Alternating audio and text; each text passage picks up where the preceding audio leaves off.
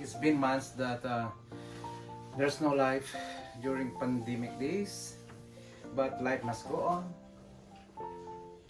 We need to go out and enjoy moments of life despite of everything that's happening in the world.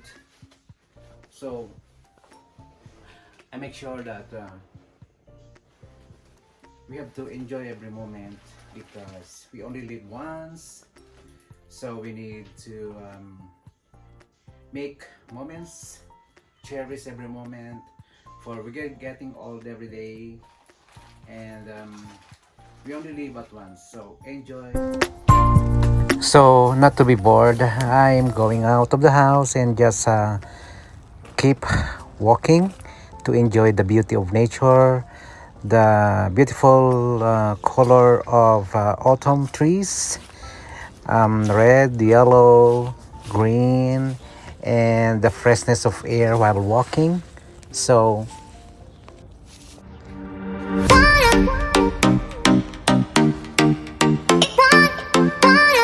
fall only comes once a year, so take the opportunity to enjoy the color and beauty of surrounding that autumn gives before winter comes.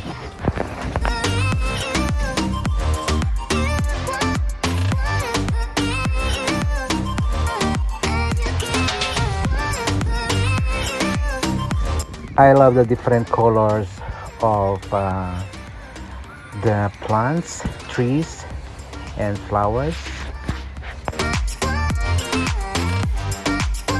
From this point, guys, I'm going to different malls in Winnipeg. I'm inside now of Portage place. This is where I'm going to start my downtown exploration.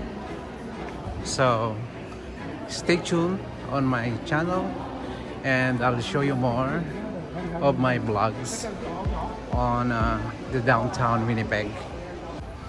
This mall, Portage Place, is one of the oldest and first mall in Winnipeg. This is located on the heart of the city, and it's very accessible. All transportation pass this way. Different buses from all areas of the city come here.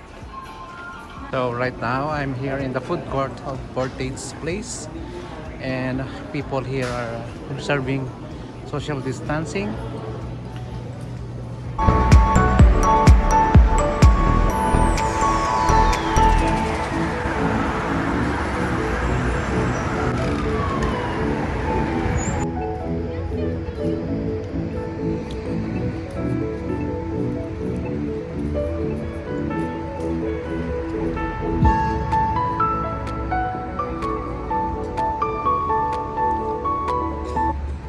One of the famous universities in Winnipeg, guys, is the University of Winnipeg.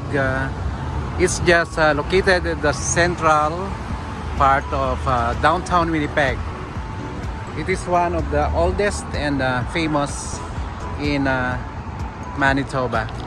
I'm going out to the parking area of the Bay Mall, guys. So we will go inside the mall.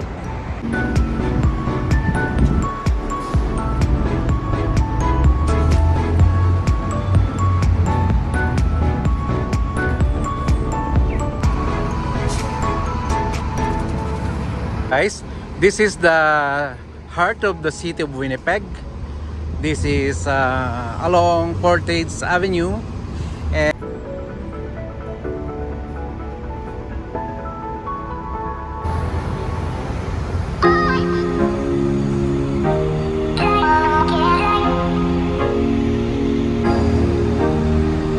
this is the Air Canada building.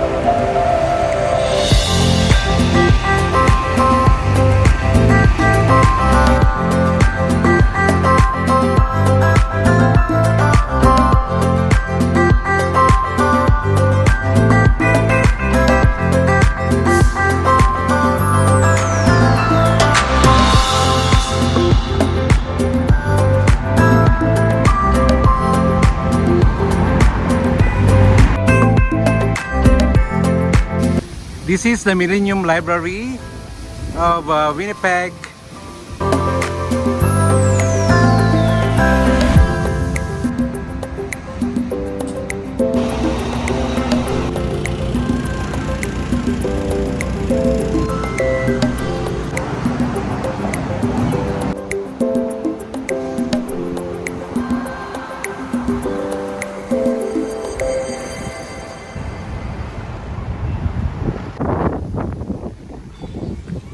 This ends my video, guys. Till next time, Arcadio Laquachero.